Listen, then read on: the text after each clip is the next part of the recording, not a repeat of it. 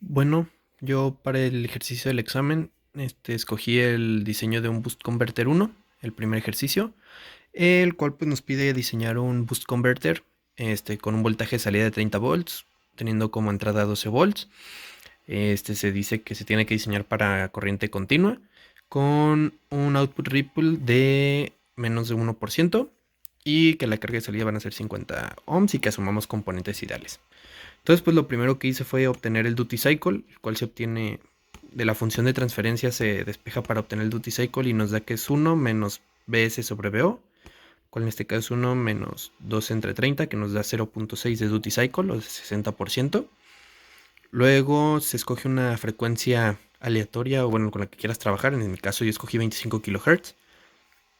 Y procedemos a obtener el valor mínimo del inductor para que el circuito pueda funcionar en corriente continua.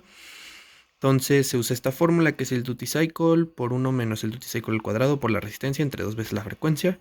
Se sustituyen los valores y nos da un componente de 96 microhenrios. Entonces, como este tiene que ser el mínimo, yo uso uno de 120 microhenrios para este diseño.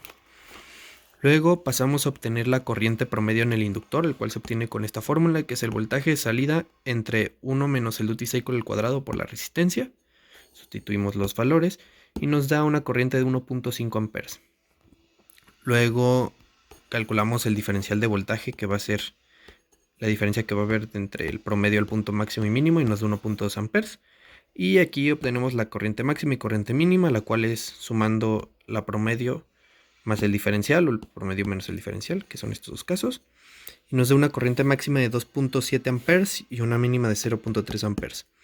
Luego pasamos a obtener el capacitor, el cual se obtiene con esta fórmula, el cual tiene que ser mayor o igual al duty cycle entre la resistencia por esta división que es el ripple, que en nuestro caso tiene que ser 1%, por la frecuencia. Entonces sustituimos los valores, nos da 0.6 entre 50 ohms por el 1% 0.01, 25 kHz, y nos da un capacitor de 48 microfaradios.